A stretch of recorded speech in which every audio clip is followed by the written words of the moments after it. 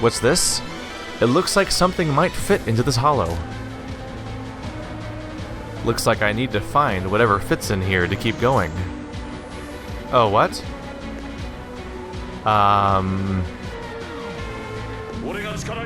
Oh, there's another side path over there. Or that might just lead to the same spot. Oh, I started the fight on accident. I wonder where that item's hiding then. Oh, here it is. Right around the corner, actually. They made this one easy. I was gonna say, I feel like I've been to every island. So I was like, where the hell was it hiding? Literally behind a wall around the corner. Alright, so I imagine the other ones are gonna be harder to find over the course of the dungeon. Speaking of which, let's heal. I just did a fight. There we go. Don't want the main character entering combat with less hit points. That crystal I picked up, it looks like it might fit here. What should I do? Should I try putting the crystal in there? No, I'm just gonna walk away and do nothing and just doom the world. No, I'm gonna put it in there. You insert the floating crystal into the recess.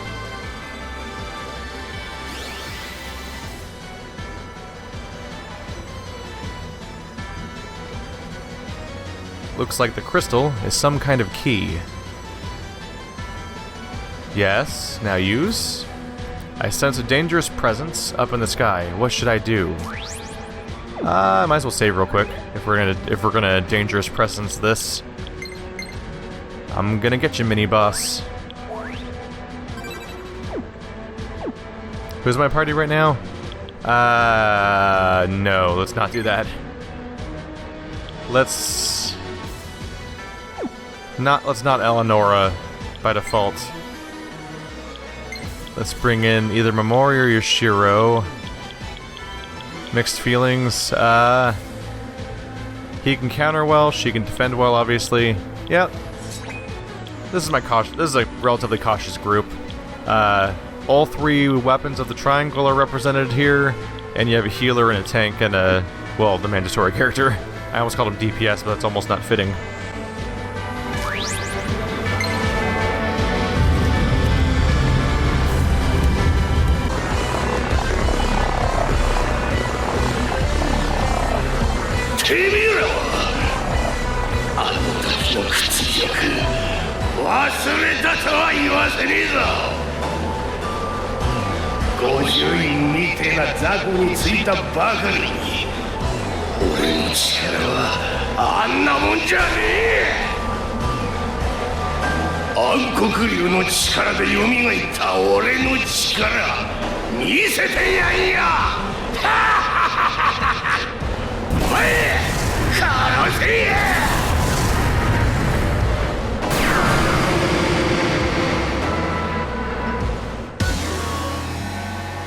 Is this the first boss of the entire game?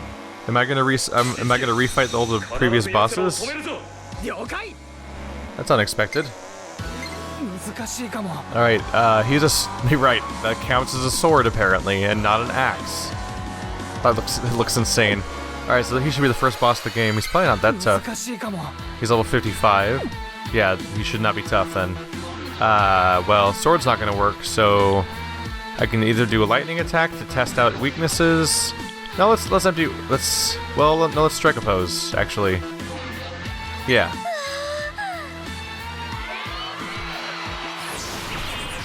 With strike a pose, I can try out a whole bunch of different elements back to back, and we'll definitely know his weaknesses, and or maybe just kill him before he gets a turn. That's not it. Well, I know this'll work. Spear. Oh, wow. Lucky.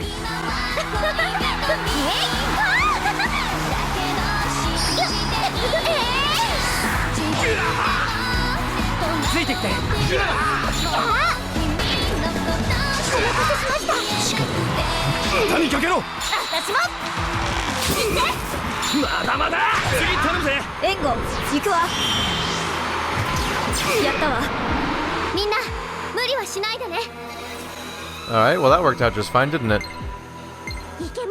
And a decent chunk of him is missing, but he's far from destroyed by that. Probably should have spent Itsuki's turn. Since I knew Tsubasa was next and was going to trigger a weakness, I should have probably spent Itsuki's turn buffing the party, because a random shot in the dark was not the smartest move. Lightning and, no, so spear, fire, we don't know about axes. No, axes will be weak. Right, I don't necessarily want Mamori in the party then. So fire, and we don't know about bow. Okay. We could do fire, that'd be spellcasting, so it'd be stronger than the other option. Let's go for it. And maybe I'll swap in, Kyria to spam that fire weakness with a strong spellcaster. Except she won't get 2 attacks per turn, though. I don't think. I think that, yeah. I don't know, that's an ambiguity you can't know without testing it and then remembering afterwards. Which is the question of whether or not Itsuki's buff will still affect you if you change characters. I know from past experience that it'll affect me if I do one attack as this character, then switch to the other one for the next attack. That'll work. But otherwise, it's hard to say. Do we know ice? Ice does not work. And axe does not work. So really bad character to be using against this character, aside from the usual defensive stuff. So with a total lack of other weaknesses, the best thing to do is raise the party defense. Or, ooh, block a physical attack. The question is whether or not Tetragard works when she's gone. It seems to be a party buff. Here's another question, does Tetragard work when you switch characters? I'm actually surprised, I'm this late in the game and there's still a lot of really weird...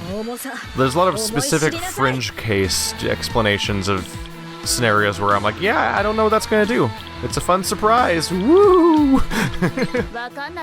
Like, I just swapped a character. I swapped out the character who did the block, so is the block gone, or is it still here? If it's still here, does it only affect the other 2 characters and not Kyria? It's a specific thing you couldn't really know without testing, I guess. I guess I'll know if if he attacks Kyria and lands the blow, then one of those 2 things is false. It either doesn't apply to Kyria or it goes away when the caster goes away. And if it does, and if he doesn't attack Kyria, then we can confirm whether or not it goes away when the caster goes away. If it successfully gets stopped by Itsuki, for example. Okay, so we now know the spell persists even if the person who casted it goes away. And apparently it blocks one almighty attack per character, and not... I thought it was just 1 in general, but it's per character. That's actually really powerful. Okay. Given that, then I would side on thinking that it probably was not going to work on Kyria, because she wasn't here when that happened. It does seem to be a per character buff. We can probably flatten this guy. Or come close. No luck triggering duo music videos. That would really seal the deal on this.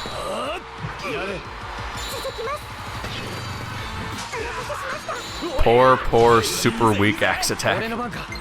So not quite yet. I could empty wave though. Yep, that gives us a session before he even gets another attack. Here we go. This might be it.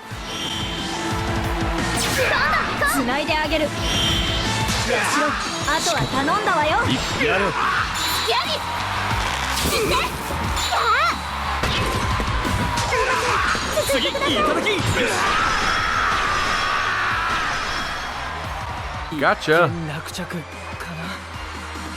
Turns out you didn't just lose because of that other guy. You suck. Surprise. Not even actually a challenging fight. Bummer for you, not for me. I'm happy. Yay. Stage rank 18. Damn, we're getting really close to the cap there. Ride the Wind. I wonder what the level cap is. I wonder if it caps at 60 or 70, or if it just keeps going and for however long. They probably want to have a high cap so people can grind forever if they want to, but I don't know if this game has stuff that gives you a reason to want to. I guess those types of people never need a reason, though. They just do it because they can. Like, I never got that. Like, people that, like, over-level in a game like, I Am Setsuna. It's like, well, the game's over now. Why are you leveling still? I can't stop! I don't know how to stop! Hello. Not even that. Whoa.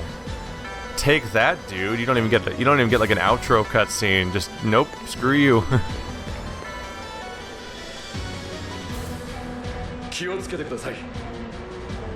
Master, it would appear that the final battle is but moments away.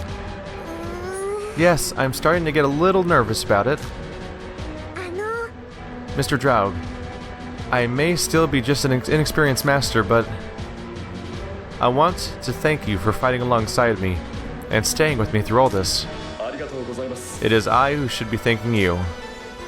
If not for you, my life would have ended when I fell into the enemy's spell a second time. You saved me from that fate. Whatever I may do, I will never be able to repay this debt. But I ask that you allow me to fight at your side until the very end. Thank you. Let's do our best then, until it's all over. Weird that... I wonder why that wasn't voice acted. It's like big final goodbye to everybody. So, I guess this will be revealing to me how much game is left? Yeah. So, 2 characters talk to me, and then I probably go to another... I'll probably take this lift to another place, go through another weird sliding puzzle, and then fight another mini-boss, then probably 2 more characters talk to each other. 2 more pairs of characters talk, and then we do that till we run out of characters, then probably the dungeon's over.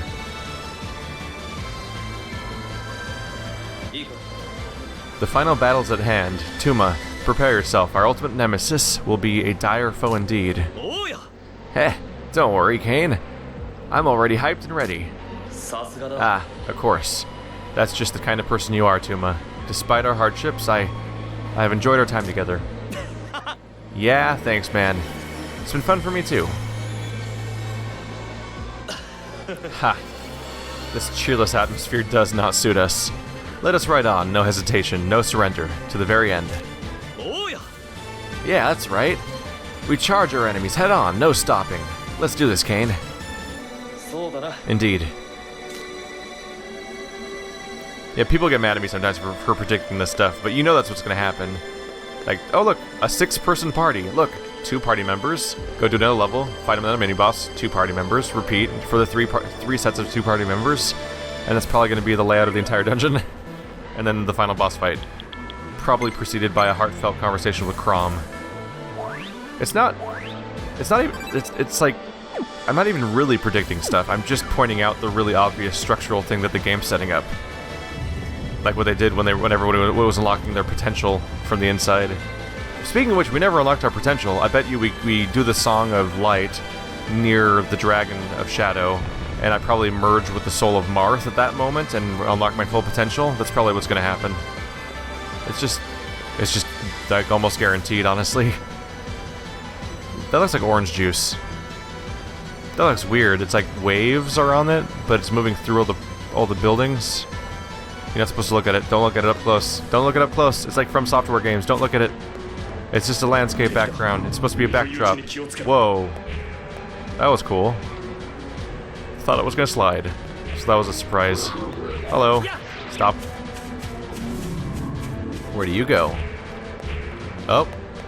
You have branching paths? Oh, one-way branching paths, huh? Oh, and that's a sliding block. Do you go back?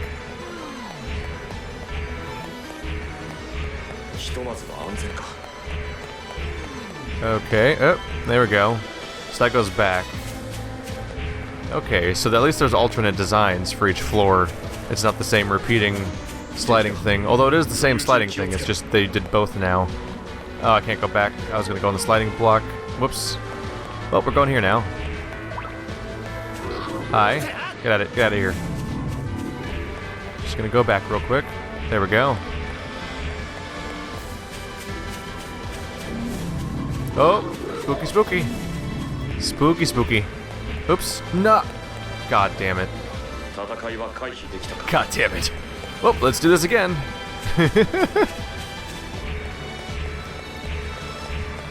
Here we go.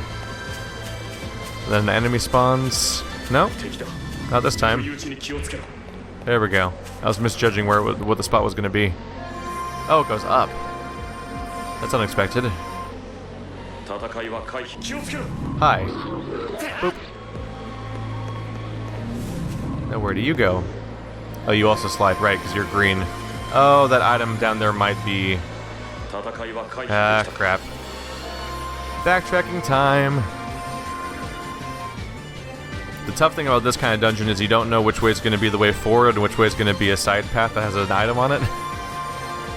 So, a little trial and error there.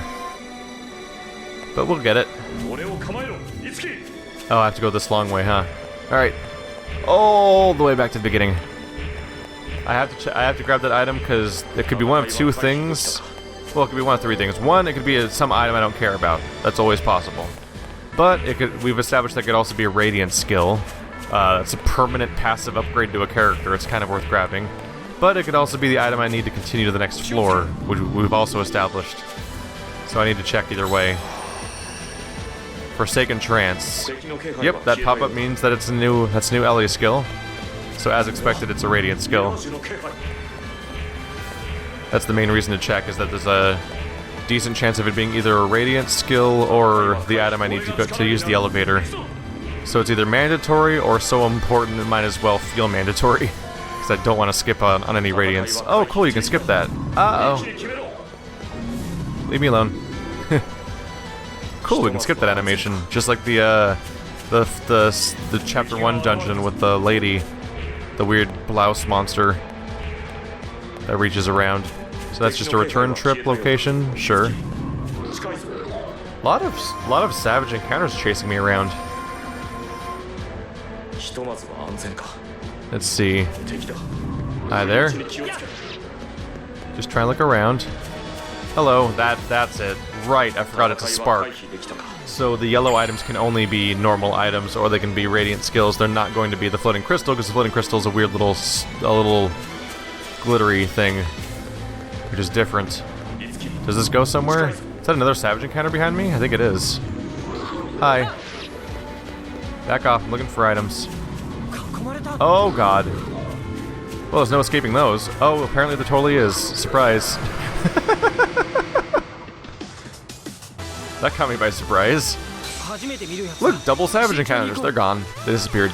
Bye. Hello. Are you spear? Oh, you guys are spear users. I'm sorry. It's all these hours later, it's still amusing to me. So we don't know what you're weak against. If I'm lucky, it'll be lightning. But the smart thing to do is to attack you guys with Itsuki. I do Heat Wave because it hits everybody, which is sometimes worth it. Whereas the session itself does enough damage to the primary target. Admittedly, Heat Wave works better against the other group that's 2 mages and 2 weird giant monster guys. When they're spear users, the damage is so negligible that it probably was not the best plan. Do you guys repel that magic? And you're not vulnerable to spears. You're weak against fire. I have fire, though. Is that medium or... It is heavy. That's some strong fire right there. Alright. Get wrecked! Wow. Target 2 is already pretty low, huh?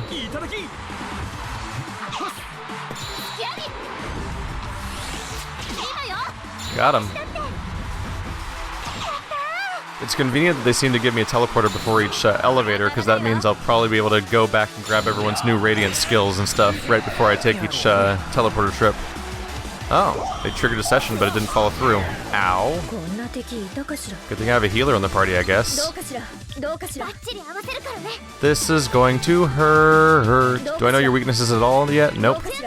Well, I'm about to learn some of them. Ooh, free. Those EP costs being waived are actually, like, shockingly frequent lately. So I wonder if the final boss is going to do that mind thing to me that makes me lose more EP. It seems like that's the fact that it was the second to last major boss that did that makes me think that it may be a reoccurring thing for that specific purpose. Are you guys weak against lightning? We don't know yet. Okay, well I can empty wave you guys. Let's not do that. I should save it for the final boss. I mean save it for the next boss, which is would not be the final boss. That wouldn't make sense. But I should save it. Let's buff the party's defense. And let's heal the party, because damage happened pretty much everywhere. There we go. She's becoming a powerful healer. Ow. Yeah, not the best protagonist to have for this specific scenario. You guys are weak against? I don't know. Yay! Should probably just replace them. The smart thing to do here is to swap you to Momori. No longer fighting an axe user, now we're fighting spear users. And I've got just the thing.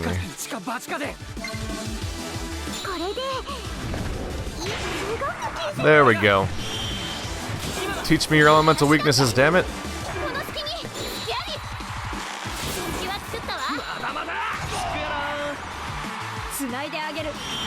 I guess I'm gonna find them out one way or another, because after this fight, we'll then automatically know all of them. That's a weird detail of this game, by the way.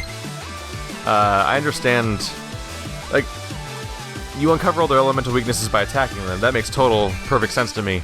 It's weird, though, that if you finish one fight against an enemy, you magically know all of their weaknesses, but I probably shouldn't use physical because it's sword-based. That might get me in trouble. I don't know. But it seems weird to me that if you leave the battle, like after one battle's over, you just know all of their weaknesses, even the ones you never tested. To the point where I think somebody says that when they play Shin Megami Tensei games, they enter fights and then they just flee the first time, and then they automatically know their weaknesses after fleeing the fight because you've encountered them before. Like, that's weird that it works that way. You just magically intuit information that you've never been exposed to before. It's probably because they don't want to have save information that keeps track of every individual element you've encountered for every individual enemy, for example. And instead just go, and like the replacement for that is just to be like, you've encountered this guy before, so you know its weaknesses. Like, I understand the feasibility thing there, like, it makes sense. It would probably be a huge hassle to keep track of the individual, like, which list of resistances you've unlocked for every single individual enemy in the entire game.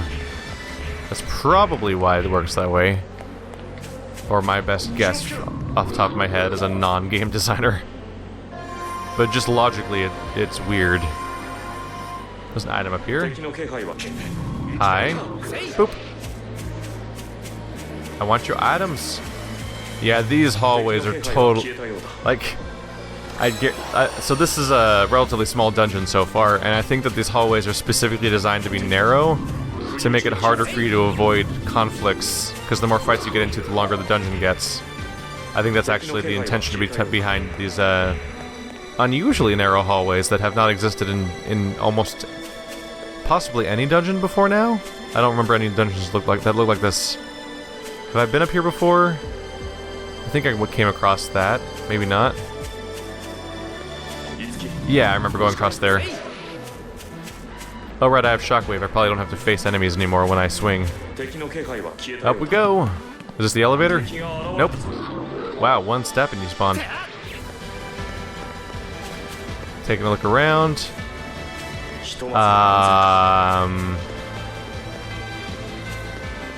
So you're over there. I need you to come over here probably, right? Oh. Sneaky, sneaky, sneaky, sneaky, sneaky. So the question is, that block I saw over there, is it an up or down block, or is it a left and right block? If it goes up and down, I need to get it over here. If it goes left and right, then I need to find where it goes to. I mean, no, if it goes left and right, I need to figure out how to I need to alternate the blocks on the map. But if it goes up and down, I need to figure out how to get somewhere else. That, I feel like it might go side by side. Oh, I've been over there already, huh? Yeah, I don't think that's an up and down block. I think it slides back and forth. If it slides back and forth, I need to alternate the blocks. So I need to find the one place that had that probably had two blocks that go back and forth. Let's start doing a lap. So I need to do an odd number of these. Let's see. Let me go. Let's try looping back around. Oh. Crap. There was a side path for a second there, wasn't there? So where are you taking me? Huh? Which way would I want to go? This leads me back around to the same spot. Wait, there's no reason for me to do that, though. I made... Whoops. Well, now I can go check to see what looked like a side spot that I didn't get to check. See if I was hallucinating that or not, or figure out where it goes. Leave me alone. Alright. There we go. Where do you go? Maybe this is the secret way to continue? I'm running around in each tile just to see if any other tiles spawn. Because otherwise I'll go too fast. But also I think you have to kind of go towards the direction to make the tile spawn, so you can't just stand in the middle of the tile. Did I do it? This doesn't seem quite right.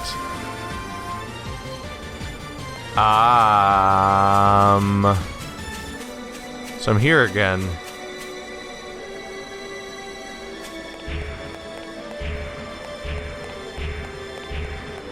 This didn't accomplish anything because I didn't loop it the right number of times. It was all good until I did that. Crap. Let's see. I need to step on a different number of these guys in a row. There we go. You take me over, but then that bridge probably brings me back, right? And if that's the case, then I should be free to go. Oh, there's an item over here. There's 2 items over here. Thankfully, picking up an item makes him disappear. Forsaken Austerity. Skill book times 2. Whoa.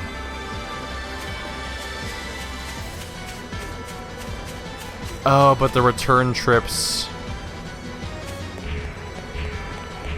are these. Am I in trouble then? So I stepped on one. And this takes me back.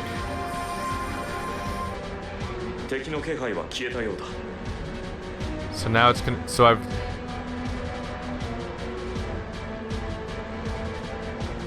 think that doesn't fix it. Can I loop back around to the other side either? I think they have a series of platforms that it's one green block and one blue. So you can't loop around the way you want to.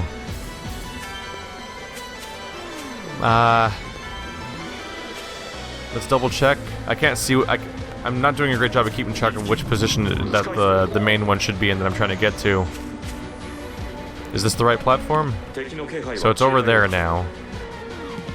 So I need to step on a different number of switches. Ah, crap. Alright, back to trying to loop this place up. Ah, come on. I just need to change the number of times I use these bridges. So that doesn't do anything for me. So we used you here. Let's try taking you all the way back. Maybe even to the beginning. Oh, wait, you don't go anywhere. Oh, there's one. There we go. Running a little too fast sometimes. Alright, so... what would this do? There's no other bridges to use, so I just have to use this one anyway, right? Is that ideal, though?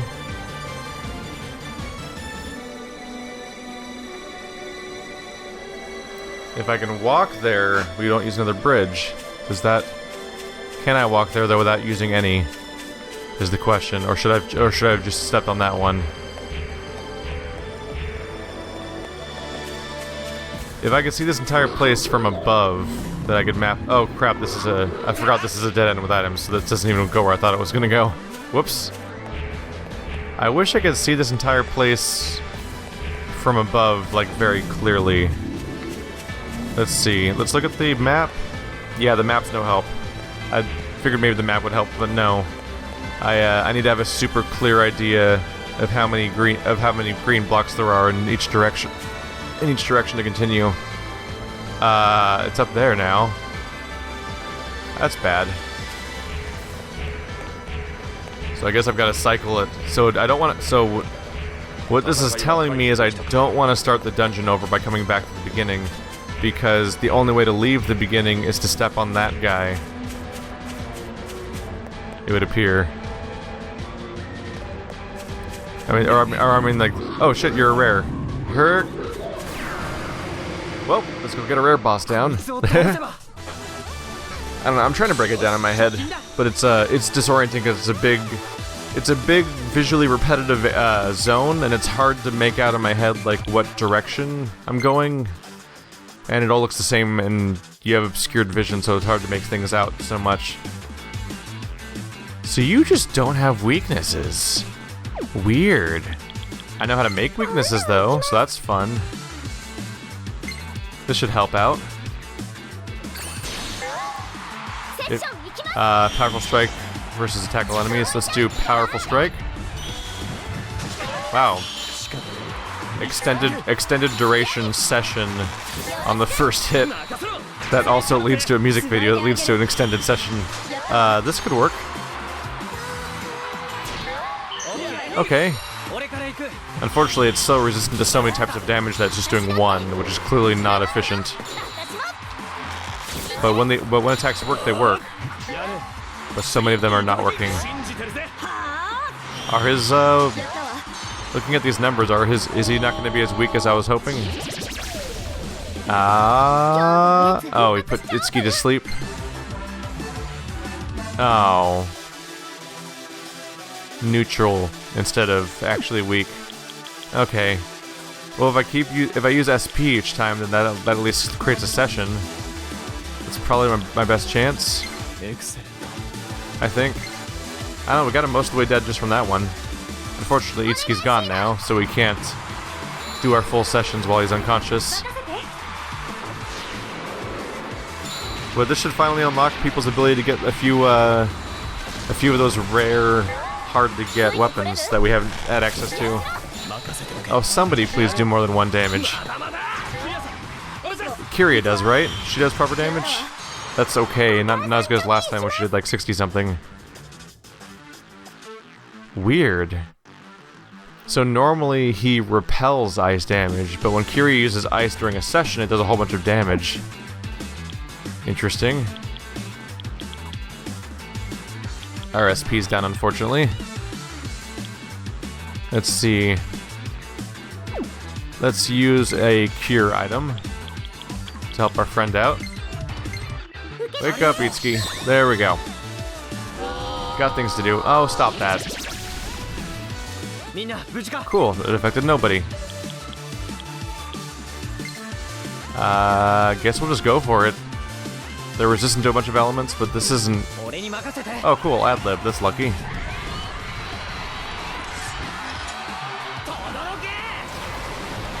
That might trigger a... That actually might trigger a session, I think. Oh, I killed it. Okay. These UFO fights are bizarre. They're almost...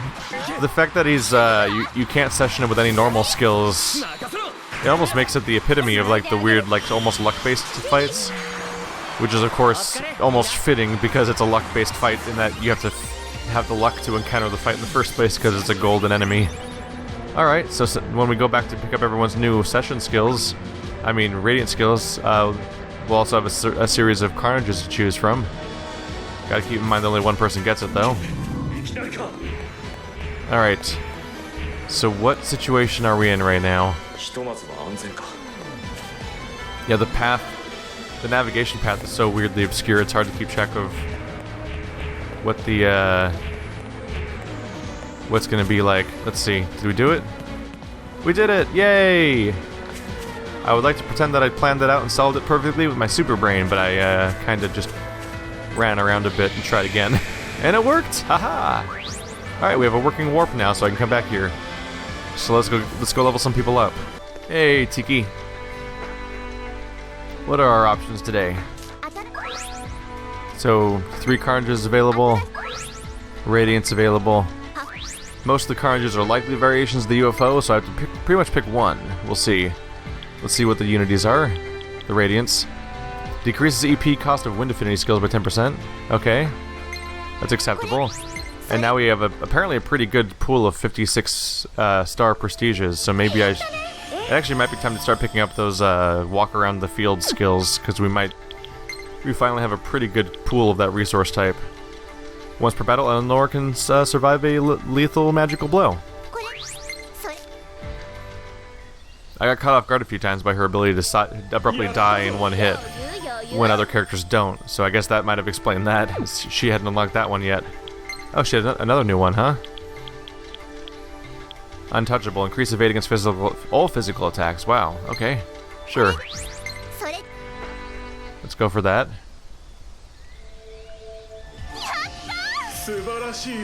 Gotcha.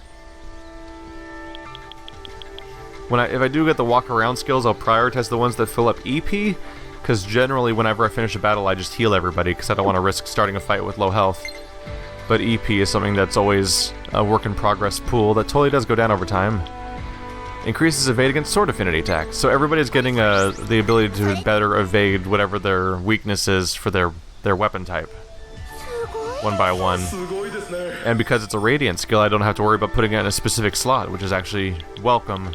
Because having to reserve a slot for it passively would be more of a decision, but in this case it's just, you just get it, period. So you get to just enjoy its existence and not worry about it. Alright, Carnages. So, does Crom have a Carnage he can buy? Because he's always in combat, so he seems like a no-brainer to get a special Carnage. But I might have already bought his UFO-based Carnage. I don't see any new ones here. Oh. So he could get this one, but I don't have whatever the other weapon type is needed for it. Okay, let's try. Yoshiro's not a bad idea because I use him a lot. Same with Momori. I do like Yoshiro a lot, and he is a damage dealer, so if I give him a super weapon, that'd be kind of nice. There it is. Oh. Apparently there's a few options. Why did these ones suddenly show up? So Bishop Force, Violet Crest, Interstellar Cyphrot. Look at that.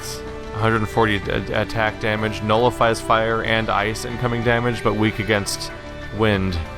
And it looks insane. The Kusanagi no Tsurugi.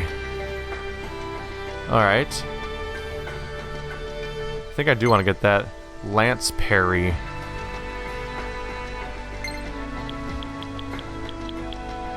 Slightly reduced damage from lance attacks. Oh, slightly. I was hoping it meant that it was going to avoid lance attacks. Increases mastery earned in combat. That, who cares? About that specific one. Inferno and freezing. So, oh, ice. I don't think he has ice yet, does he? Let's see. I can look at him now. He has fire and wind. I can give him a third element type. That'd be nice. Make him an even more versatile attacker while also giving him a powerful weapon. I think I will give it to him. Oops, clicked off of him. I do like using Yoshiro in combat already. Where'd you put it now? There it goes. Congratulations! I figured it was gonna be him or Momori, and he benefits from heavy damage spikes. He also has a pool of like no weapons, by the way.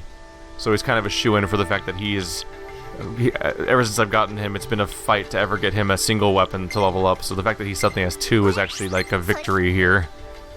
It's a surprise. We will have to level this one up first, though. I probably should have equipped that one, actually. Alright. No one left. You guys still have new ones? Draug does? So you probably unlocked one from all the enemies we were fighting? Nope. Nope, that's a spaceship one again. Alright, maybe I'll find one again if I'm lucky. But maybe not. We'll see. And yours went away, so I assume... Yep. Apocalypse is also one of those. And it's... Whoa, it's actually weaker than our current weapon, Nidhogg. Interesting. Probably has a really cool skill on it or something, then. Early Bird? A chance to act sooner? No, Apocalypse doesn't look particularly good. It doesn't have very high damage, and it doesn't have any new skills that I'd care about too much. Alright. That's that, then. Let's equip our new weapon. You finally got new ones. You've had 3 until now. Yeah, I'll have to level up Ragnell first. Just to get the upgrades that it has available to it and stuff like that. But, yeah, I'll switch to, the new one as soon as I can. Might even switch to it for the boss fight. That might be the smart thing to do. And just accept it. What are the skills here? Dodge Lance. Greatly raises evade against lance attack. That's possibly more valuable than the slight damage reduction. Let's see, I'm about to fight a boss. Let's equip the better weapon. Just so, because every point of stats might help. That said, the last boss we fought was the sword guy from the beginning. So the next one's probably Boob Lady, the flying spear lady from chapter 1. So I probably want to have an axe user, actually, and spear users. I probably don't want to have... Yeah, actually, I probably want this party. I probably specifically don't want to bring Yashiro into that fight because he's a sword user. Whoops. Alright, well, he'll just have to sit that out then. That's my logic anyway, because we did just encounter the, Axe guy. I mean, sword guy that looks like I keep thinking he has axes, but he doesn't. Alright. Let's double check. Who has EP bonuses? Not you? Was it you? Yep. I've got so much 6-star prestige, I might as well grab these. But I'm prioritizing the EP ones, because I won't really benefit from the health ones, but the EP increases my longevity when I'm exploring these dungeons, especially since I'm kind of running around like crazy trying to figure out where to go sometimes. There's Forsaken Vista, so that was one of the items I picked up also. You qualify for anything else? Nope. It's probably gonna be all the spellcasters right to give EP. Oh, she gets it. Kind of not a spellcaster, but bow user, not a frontline melee user. I figure it's just probably a 50-50 split between the melee characters that get HP and the more ranged and spellcaster characters that get EP. Yep, that was true across the board more or less. Alright, let's get back in there, face that next boss. I'm coming for you.